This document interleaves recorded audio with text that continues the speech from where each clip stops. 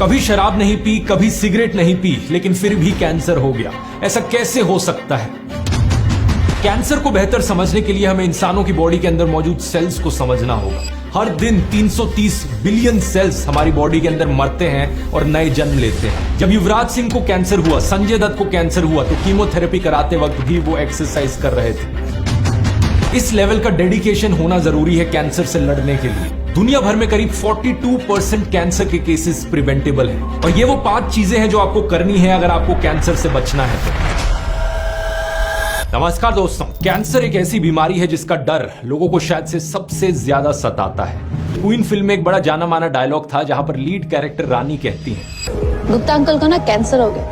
उन्होंने कभी शराब नहीं पी, सिगरेट नहीं पी, फिर भी कैंसर हो गया। इससे अच्छा तो पी लेते। गुप्ता अंकल ने कभी शराब सिगरेट नहीं पी, लेकिन फिर भी उन्हें कैंसर हो गया। इससे अच्छा तो वो पी ही लेते। ऑब्वियसली एक कॉमेडी सीन था, लेकिन बहुत से लोगों के दिमाग में यही बात एक्चुअली में होती है। कई लोग किसी ऐसे इंसान को जरूर जानते हैं जिसने अपनी पूरी जिंदगी में ना कभी शराब पी, ना कभी स्मोक किया, लेकिन फिर भी उसे कैंसर हो गया। ऐसा कैसे हो सकता है? दूसरी तरफ ऐसे भी कई इंसान हैं जिन्होंने जिंदगी भर स्मोक किया, शराब पी, लेकिन फिर भी उन्हें कैंसर नहीं हुआ। सच बात यह है दोस्तों कि कैंसर अपने आप में एक बड़ा कॉम्प्लेक्स टॉपिक है। इस बात में कोई डाउट नहीं कि अल्कोहल पीने से 7 अलग अलग टाइप के कैंसर के रिस्क बढ़ते हैं, जैसे कि liver cancer, breast cancer, oesophagus cancer. और स्मोकिंग से lung cancer, mouth cancer, throat cancer और पैनक्रियाटिक कैंसर जैसे 16 अलग अलग कैंसर टाइप्स का रिस्क बढ़ता है। लेकिन कैंसर सिर्फ 16 प्रकार के नहीं होते, बल्कि 200 से ज्यादा अलग अलग टाइप के कैंसर होते हैं, डिपेंडिंग अपॉन ये हमारे शरीर में कहां से स्टार्ट होता है। तो अल्कोहल और स्मोकिंग डेफिनेटली 2 बड़े कारण है कैंसर के पीछे, लेकिन इसके अलावा भी कैंसर के बहुत से कारण हैं। क्या हैं ये कारण जिन्हें हटाकर आप अपने कैंसर होने का रिस्क कम कर सकते हो? एग्जैक्टली ये बीमारी कैसे काम करती है और क्यों इंसानों के लिए इतनी हानिकारक होती है? आज के इस वीडियो में आइए कैंसर को गहराई से समझते हैं।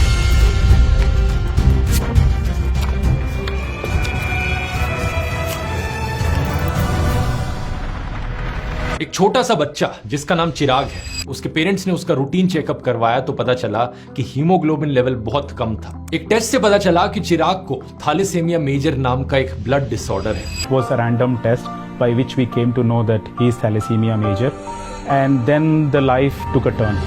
इसकी वजह से बॉडी सही से हीमोग्लोबिन और healthy red blood sales produce नहीं कर पाती, यानी कि जिंदगी भर चिराग को ब्लड ट्रांसफ्यूजन की जरूरत पड़ेगी। इंडिया में हर साल करीब 10 से 15 हजार बच्चे थैलेसीमिया से ग्रसित पाए जाते हैं। कोई हैरानी की बात नहीं है कि इंडिया को thalassemia capital of the world बुलाया जाता है। ये एक इनहेरिटेड बीमारी है, यानी कि आपके परिवार में अगर किसी को है तभी आपको ये होगी, लेकिन थैलेसीमिया से कैंसर का रिस्क बढ़ सकता है।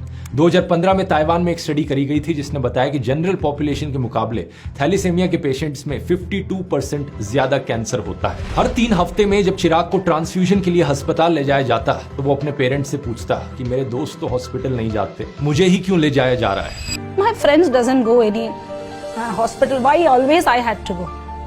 I used to say, it's not like beta. They also go for fever, something and all like that only. So he was very small, so okay mama, okay fine. लेकिन जब चिराग 7-8 साल का हुआ तो कुछ उसे समझ आने लगा कि उसके साथ ही कोई इशू है, जिसकी वजह से उसे हर 3 हफ्ते में हॉस्पिटल जाना पड़ता है। एक दवाई के साथ चिराग उस ट्रांसफ्यूजन प्रोसीजर के साथ एडजस्ट करने लगा। जब आईवी की लाइन उसे चुभती तो वो रोता भी नहीं था, लेकिन दर्द पेरेंट्स को होता था। अब कैंसर को समझने के लिए दोस्तों स्टेम सेल्स को समझना बहुत जरूरी है, क्योंकि स्टेम सेल्स और कैंसर का एक बहुत बड़ा लिंक है। क्या होते हैं ये स्टेम सेल्स? आप इनके नाम से थोड़ा अंदाजा लगा सकते हो। स्टेम सेल्स ऐसे सेल्स जिनसे दूसरे सेल्स बनते हैं। ये खुद को अलग अलग प्रकार के सेल्स में बदल सकते हैं। इसके साथ साथ स्टेम सेल्स खुद को रेप्लिकेट भी कर सकते हैं। यही वो सेल्स हैं जिनसे ब्लड सेल्स बनते हैं, स्किन सेल्स बनते हैं, मसल सेल्स बनते हैं। यही सेल्स डैमेज टिश्यू को रिपेयर भी कर सकते हैं और इसीलिए ब्लड कैंसर और ब्लड डिसऑर्डर के इलाज के लिए स्टेम सेल्स बहुत ही आवश्यक है। प्रेगनेंसी की शुरुआत में जब एक फर्टिलाइज्ड एग ब्लास्टोसिस्ट बनता है, एक बहुत ही अर्ली स्टेज एम्ब्रियो की बच्चे बनने से पहले, तो ब्लास्टोसिस्ट के अंदर जो स्टेम सेल्स पाए जाते हैं उन्हें एम्ब्रियोनिक स्टेम सेल्स कहा जाता है। और ये ऐसे सेल होते हैं जो बॉडी के किसी भी सेल का रूप ले सकते हैं। लेकिन अनफॉर्चुनेटली जब इंसान बड़े होते हैं, एडल्ट ह्यूमंस में कोई भी ऐसे स्टेम सेल नहीं होते जो किसी भी तरह के सेल में बदल सके। एडल्ट्स में स्टेम सेल्स, जिन्हें सोमैटिक स्टेम सेल्स भी कहा जाता है, वो शरीर के जिस टिश्यू या ऑर्गन में होते हैं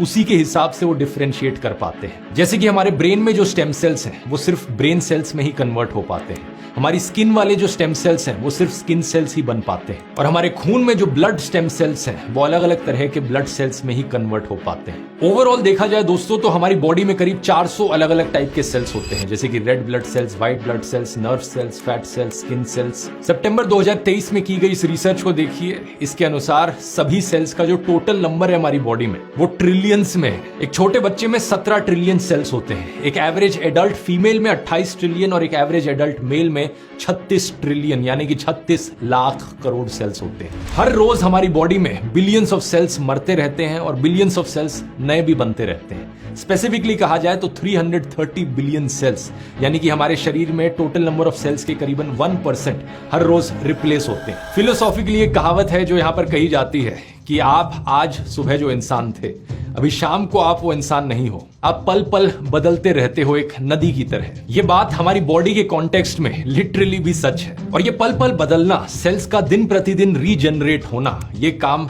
स्टेम सेल्स के द्वारा किया जाता है। अलग अलग टिश्यूज में जो रीजनरेशन होता है उस टिश्यू के स्टेम सेल के द्वारा किया जाता है। लेकिन इस सब में एक ऑर्गन हमारी बॉडी का बहुत ही अनोखा है, हमारी लिवर।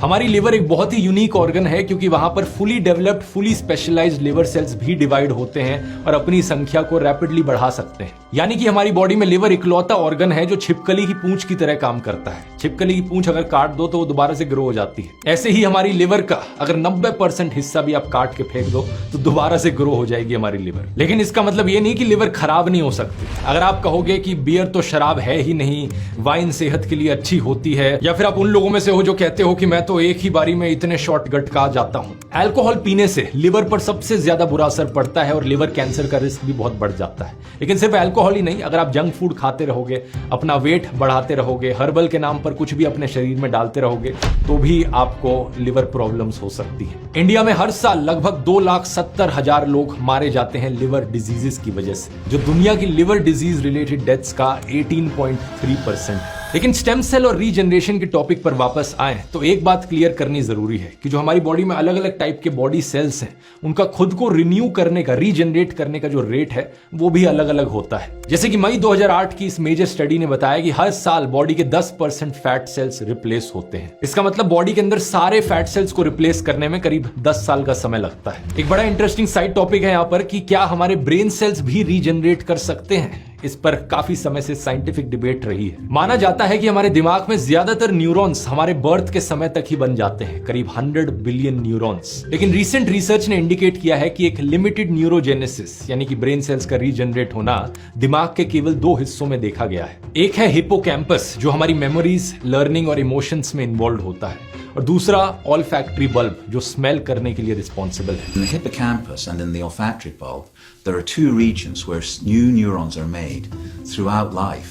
दिमाग के दूसरे न्यूरॉन्स रीजनरेट नहीं करते और जिंदगी भर वैसे ही बने रहते हैं। और ब्रेन के अलावा स्पाइनल कॉर्ड, हार्ट और जॉइंट्स में भी बहुत कम रीजनरेटिव कैपेसिटी देखी गई है। इसलिए अगर इन जगहों में आपको कोई बीमारी होती है या चोट लगती है तो वो बहुत बहुत हानिकारक होती है। लेकिन इसके ऑपोजिट कई ऐसे बॉडी सेल्स हैं जो बहुत फास्ट रीजनरेशन करते हैं, जिन्हें पूरा कंप्लीट ओवरहॉल करने में बहुत कम समय लगता है, जैसे कि हमारे स्किन सेल्स। हर रोज हमारी body 500 million skin cells shed करती है। इसका मतलब पता है क्या, कि हर 4 हफ्ते में हमारी पूरी स्किन रीजनरेट हो जाती है। और 4 हफ्ते भी फास्टेस्ट रीजनरेशन टाइम नहीं है। हमारी इंटेस्टाइन के अंदर की जो लाइनिंग है वो केवल 5 से 7 दिन में पूरी तरह रीजनरेट हो सकती है। नए रेड ब्लड सेल्स 1 सेकंड में 2-3 मिलियन प्रोड्यूस हो सकते हैं। इनका एवरेज लाइफ स्पैन सिर्फ 120 दिन का होता है। स्टेम सेल्स में भी खुद को रेप्लिकेट करने का और इसी तरीके से सेल्फ रिन्यूअल का पोटेंशियल होता है। जरा सोच के देखो, ये कितनी ही अमेजिंग बात है कि हमारा शरीर कैसे हमें कॉन्स्टेंटली नया करने की कोशिश करते रहता है, कॉन्स्टेंटली नए सेल्स रीजनरेट करते रहता है।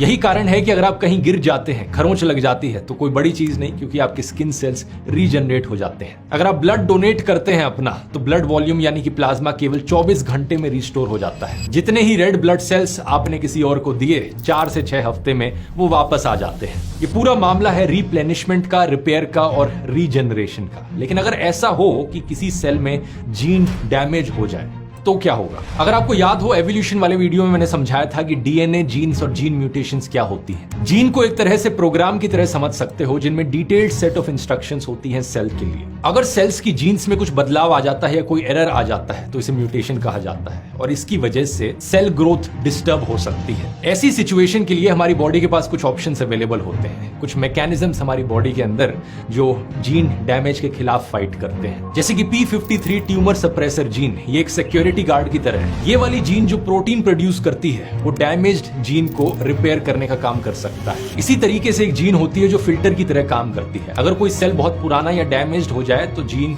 उसे मरने की इंस्ट्रक्शन दे देती है। इस प्रोसेस को प्रोग्राम्ड सेल डेथ या अपोप्टोसिस कहा जाता है। सेल से वहां पर लिटरली कहा जा रहा है कि भाई तुम्हारा काम खत्म हो गया, अब गायब हो जाओ यहां से। दूसरी कुछ और जीन्स हैं जो मैकेनिक की तरह काम करती हैं, डैमेज्ड जीन्स को रिपेयर करने का काम करती हैं। तो मोटे मोटे तौर पर देखा जाए, अगर हमारे सेल्स में कोई डैमेज पहुंच रहा है तो हमारी बॉडी के पास सिक्योरिटी गार्ड जीन्स है, फिल्टर जीन्स है, मैकेनिक जीन्स है। इन सब के द्वारा हमारे डैमेज्ड सेल्स को बढ़ने से रोका जा सकता है, रिपेयर किया जा सकता है या उन्हें बॉडी से हटाया भी जा सकता है। लेकिन सोचने वाली बात यह है कि तब क्या होगा अगर ये वाली जीन्स ही अपने आप में डैमेज हो जाए तो? ये सिक्योरिटी गार्ड, फिल्टर और मैकेनिक ही डैमेज हो जाए, फिर कौन इनके काम संभालेगा? अनफॉर्चुनेटली कोई नहीं, और ऐसी ही सिचुएशन को कैंसर कहा जाता है। Cancer. We're going to cure cancer. Mutation की वजह से अगर किसी सेल की जीन डैमेज हो जाए और वो अनकंट्रोल्ड तरीके से ग्रो करने लगे, फैलने लगे, तो ऐसे सेल को कैंसर सेल बुलाया जाता है। कैंसर सेल्स इतने आउट ऑफ कंट्रोल हो जाते हैं कि वो नॉर्मल हेल्दी सेल्स के रास्ते में भी रोड़ा अटका देते हैं। इन कैंसर सेल्स में अक्सर ये भी काबिलियत होती है कि ये दूसरे टिश्यूज को इन्फिल्ट्रेट कर सके। यही कारण है कि कैंसर बॉडी के किसी एक हिस्से से शुरू होता है, लेकिन धीरे धीरे अगर उसे रोका न गया तो बॉडी के और पार्ट्स में भी फैलने लग जाता है। जब एक बॉडी पार्ट से आया कैंसर सेल बॉडी के दूसरे पार्ट्स में फैलने लगता है तो इस प्रोसेस को मेटास्टेसिस करके बुलाया जाता है। हमारे शरीर की नॉर्मल फंक्शनिंग पूरी तरीके से डिस्टर्ब हो जाती है इसकी वजह से। ऐसे जीन डैमेजेस होने के पीछे एग्जैक्टली क्या कारण होते हैं और इनसे कैसे बचा जा सकता है, इसकी बात वीडियो के एंड में करेंगे। अभी बात करते हैं ट्रीटमेंट की। कैंसर की सबसे फेमस ट्रीटमेंट होती है कीमोथेरेपी। इन कैंसर सेल्स को खत्म किया जाना किसी पावरफुल केमिकल की मदद से, इसी प्रोसेस को कीमोथेरेपी कहा जाता है। इस प्रोसेस की सबसे बड़ी प्रॉब्लम यह है कि ये पावरफुल केमिकल्स कैंसर सेल्स को तो मार देते हैं, लेकिन साथ ही साथ कुछ अच्छे हेल्दी सेल्स को भी खत्म कर देते हैं। कीमोथेरेपी के केमिकल्स उन सेल्स को टारगेट करते हैं जो डिवीजन के प्रोसेस के बीच में होते हैं। तो जो भी फास्ट रीजनरेटिंग हेल्दी सेल्स हैं बॉडी के, कैंसर सेल्स के साथ साथ उन पर भी हमला होता है। यही कारण कि जो लोग कीमोथेरेपी करा रहे होते हैं वो लोग अक्सर गंजे हो जाते हैं, क्योंकि हमारे हेयर फॉलिकल सेल्स बड़े ही फास्ट रीग्रोइंग सेल्स हैं। साथ ही साथ मैंने क्या कहा था, हमारी इंटेस्टाइन के अंदर जो सेल्स हैं वो भी बड़ी जल्दी जल्दी रीग्रो करते हैं। इसलिए कीमोथेरेपी के दौरान डाइजेस्टिव प्रॉब्लम्स होती हैं, वॉमिटिंग आती है, डायरिया आता है। इसके अलावा हमारे बोन मैरो सेल्स भी डिस्ट्रॉय हो जाते हैं। बोन मैरो हमारी हड्डियों के अंदर पाया जाने वाला सॉफ्ट स्पॉन्जी टिश्यू होता है। एक होता है येलो बोन मैरो, जहां ऐसे स्टेम सेल्स होते हैं जो फैट, कार्टिलेज या बोन सेल्स बन जाते हैं। दूसरा होता है रेड बोन मैरो, जहां ब्लड स्टेम सेल्स होते हैं जो red blood cells, white blood sales या प्लेटलेट्स बन जाते हैं। तो क्योंकि मैंने कहा था हमारे ब्लड सेल्स भी बड़े फास्ट रीग्रोइंग सेल्स हैं, तो कीमोथेरेपी की वजह से ये भी डैमेज हो जाते हैं। रेड ब्लड सेल्स की कमी की वजह से एनीमिया हो सकता है, हीमोग्लोबिन लेवल अक्सर नीचे गिर जाता है। प्लेटलेट्स जो होते हैं वो ब्लड क्लॉटिंग में मदद करते हैं। जब हमें चोट लगती है, कहीं पे वुंड आता है, तो ये आकर उस वुंड को हील करते हैं, लेकिन अगर ये कम होंगे तो एक्सेसिव ब्लीडिंग होगी वुंड में। व्हाइट ब्लड सेल्स हमारी इम्यूनिटी में मदद करते हैं। अगर हमें सर्दी जुकाम हो गया तो उससे फाइट बैक करते हैं वो। लेकिन कीमोथेरेपी की वजह से अगर व्हाइट ब्लड सेल्स कम होंगे तो बाकी और बीमारियों के होने के चांस भी बढ़ जाते हैं। इसलिए डॉक्टर सजेस्ट करते हैं कीमोथेरेपी के दौरान बैलेंस्ड न्यूट्रिशियस डाइट होनी चाहिए, अच्छी नींद पूरी करनी चाहिए, आपको स्ट्रेस से दूर रहना चाहिए, रेगुलर हैंड वॉशिंग करनी चाहिए, मास्क पहनना है, फूड हाइजीन की मदद से बैक्टीरियल और वायरल इन्फेक्शन से बचा जाए, रेगुलर एक्सरसाइज करनी बहुत जरूरी हो जाती है। बॉलीवुड एक्टर संजय दत्त का जब कैंसर ट्रीटमेंट हुआ था तो उनकी ऑन्कोलॉजिस्ट डॉक्टर सेवंती लिमाई ने बताया कि कीमोथेरेपी वाले दिन पर भी वो ट्रेडमिल पर दिखते थे, 1 घंटा एक्सरसाइज करते थे। शायद यही कारण कि आज वो इतने अच्छे से रिकवर कर पाए हैं। अब मान लीजिए कीमोथेरेपी से कैंसर सेल्स तो खत्म हो गए, लेकिन सवाल आता है कि अब जो हेल्दी ब्लड सेल्स डिस्ट्रॉय हुए हैं उन्हें कैसे रिस्टोर किया जाए। इसके लिए किया जाता है स्टेम सेल ट्रांसप्लांट, जिसे बोन मैरो ट्रांसप्लांट भी कहा जाता है। ये ब्लड कैंसर और ब्लड डिसऑर्डर पेशेंट्स के लिए एक ट्रीटमेंट का ऑप्शन होता है। कुछ केसेस में इंसान के खुद के कुछ हेल्दी स्टेम सेल्स ही उसको दिए जा सकते हैं। ऐसे केस में इसे कहा जाता है autologous stem cell transplant. Patient की एक बाह से खून जाता है एक एफरेसिस मशीन में, स्टेम सेल्स को यहां पर अलग किया जाता है और बचा हुआ खून दूसरी बाह से वापस दिया जाता है। कीमोथेरेपी से कैंसर सेल्स को खत्म किया जाता है और इसके बाद उन स्टेम सेल्स को वापस दिया जाता है। कई केसेस में दूसरे डोनर की जरूरत पड़ती है क्योंकि पेशेंट की खुद की बॉडी में बोन मैरो की पर्याप्त मात्रा ही नहीं होती, हेल्दी ब्लड सेल्स मिल ही नहीं पाते उतने। ऐसे केस में इसे कहा जाता है एलोजेनिक स्टेम सेल ट्रांसप्लांट। जिस तरह ब्लड लेने के लिए डोनर के साथ आपका ब्लड ग्रुप मैच करना जरूरी है, इसी तरह स्टेम सेल्स लेने के लिए मैच करना जरूरी है आपका HLA टाइपिंग। इसका फुल फॉर्म होता है ह्यूमन ल्यूकोसाइट एंटीजन टाइपिंग। ज्यादा डिटेल्स में जाए बिना ये जान लीजिए कि HLA इम्यून सिस्टम का एक इंपॉर्टेंट हिस्सा होता है। आपके भाई या बहन के साथ आपका HLA टाइपिंग परफेक्टली मैच करे, इसकी प्रोबेबिलिटी 25% होती है। आपके पेरेंट्स के साथ ये कभी मैच नहीं कर सकता क्योंकि एक हिस्सा आपके एक साइड के पेरेंट्स से आता है, दूसरा हिस्सा दूसरी साइड के पेरेंट्स से। तो अगर भाई बहन के साथ कोई मैच ना निकले तो किसी अनरिलेटेड इंसान से आपको HLA टाइप मैच कराना होता है और ये परफेक्ट मैच होने का चांस बहुत बहुत कम हो जाता है। 1 लाख में से 1। दुनिया में हर 1 लाख लोगों में से एक ही इंसान ऐसा मिलेगा जिसके साथ आपका HLA टाइप मैच कर रहा हो। कैसे ढूंढे जाए मैचिंग डोनर्स ऐसे केस में? अब आते हैं जीन डैमेज के कारणों पर। आखिर क्या कारण है कि कुछ सेल्स में इस तरीके का जीन डैमेज हो जाता है? 3 मेन कारण बताए जाते हैं। सबसे पहला है इनहेरिटेड म्यूटेशन, कि आप म्यूटेटेड जीन के साथ ही पैदा हुए हो। ऐसा यूजुअली तब होता है जब आपने अपने पेरेंट्स से इस डैमेज्ड जीन को इनहेरिट किया हो। कुछ केसेस में तब भी हो सकता है जब आप एम्ब्रियो थे और वहां पर ये म्यूटेटेड जीन डेवलप हो गया। दुनिया में टोटल कैंसर केसेस में से लगभग 5 से 10% cancer cases inherited mutated genes की वजह से होते हैं, यानी कि बचपन से ही ये जीन्स आपके अंदर होती है। दूसरा कारण है एज। आपकी उम्र के साथ साथ जीन्स वेयर आउट होने लग जाती हैं, इसलिए ज्यादा उम्र के लोगों में ज्यादा कैंसर के केसेस देखने को मिलते हैं। कैंसर रिसर्च यूके की इस रिपोर्ट को देखिए।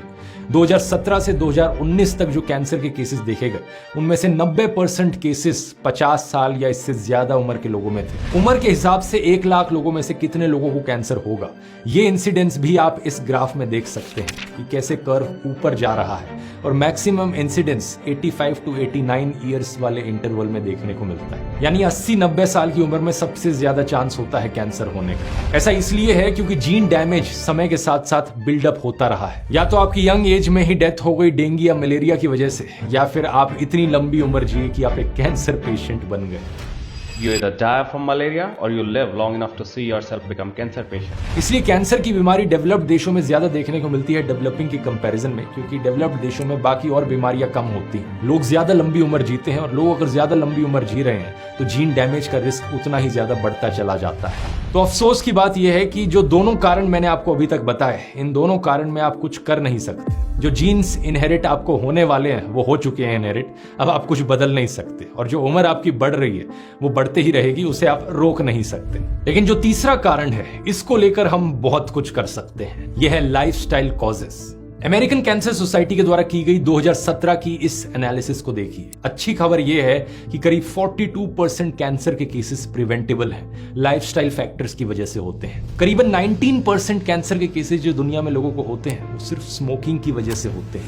5.6% अल्कोहल की वजह से होते हैं। तो ये बात तो बड़ी क्लियर है कि सबसे पहले अल्कोहल और स्मोकिंग बिल्कुल भी नहीं करनी चाहिए। दूसरा, अगर आप ओवरवेट हैं या ओबीस हैं तो अपने वेट को सही जोन में लाइए, क्योंकि ये देखिए 7.8% कैंसर के केसेस होते हैं ओबेसिटी की वजह से। अपना वजन कैसे कम करना है, इसको लेकर अगर आप डिटेल्ड साइंटिफिक गाइड चाहते हैं तो मैंने ये वीडियो बनाया है, बहुत ही डिटेल्ड स्टेप बाय स्टेप, जिसमें बताया है कि एग्जैक्टली कैसे किया जा सकता है। तीसरा, यूवी रेडिएशन। करीब 4.7% केसेस यूवी रेडिएशन की वजह से होते हैं। सूरज की हार्मफुल अल्ट्रावायलेट रेज। दोपहर के समय अपनी वेदर ऐप में देखा करो कि यूवी इंडेक्स कितना है। अगर यूवी इंडेक्स 5 से ऊपर है तो अल्ट्रावायलेट रेज बहुत डैमेजिंग हो सकती हैं आपकी स्किन के लिए। वही अल्ट्रावायलेट रेज आपकी स्किन को पेनिट्रेट करके आपके डीएनए को डैमेज करती हैं, जीन्स डैमेज करती हैं, जिसकी वजह से स्किन कैंसर होता है। बार बार सन की वजह से टैन होना या सनबर्न होना इसी का ही एक इंडिकेशन है और ये बड़ी खतरनाक चीज होती है। इसे अवॉइड करने के 2 तरीके हैं। पहला तो ये कि सुबह के 10 बजे से लेकर दोपहर के 4 बजे तक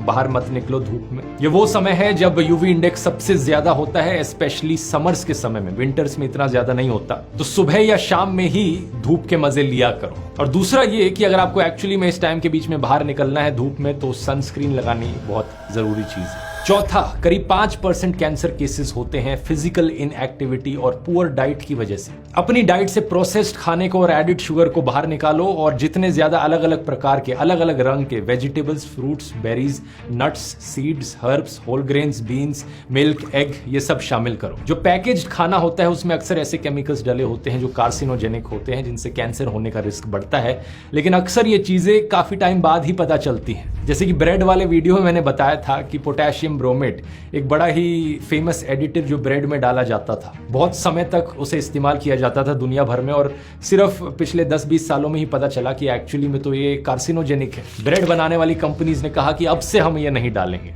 लेकिन अभी तक जो आपने खाया उसका क्या। तमिलनाडु और गोवा के बाद अब कर्नाटका ने आर्टिफिशियल फूड कलरिंग पर बैन लगाया है। देखा गया कि कबाब में सनसेट येलो और कार्मोसिन कलरिंग डाली जा रही थी। सनसेट येलो FCF एक ऐसा केमिकल है जिसका अगर यूरोपियन यूनियन में इस्तेमाल किया गया तो लेबल लगाना पड़ता है उस पैकेट पर कि बच्चों से रिलेटेड यहाँ पर हेल्थ वार्निंग है। CSPI की वेबसाइट पर आपको ऐसे केमिकल्स की लंबी लिस्ट मिल जाएगी जो पहले परमिटेड थे लेकिन उसके बाद USA के द्वारा बैन कर दिए गए। जैसे 2018 में स्टायरीन, मायरसिन, बेंजोफिन को बैन किया गया। इसलिए सेफेस्ट ऑप्शन यही है कि पैकेज्ड खाना मत खाओ, नेचुरल खाना खाओ, फ्रेश खाना खाओ और लोकल खाओ। फिजिकल एक्टिविटी, एक्टिव लाइफस्टाइल रखना काफी जरूरी है। रेगुलर एक्सरसाइज करते रहो जिसमें स्ट्रेचिंग, कार्डियो और स्ट्रेंथ ट्रेनिंग, तीनों तरीके की एक्सरसाइज होनी चाहिए।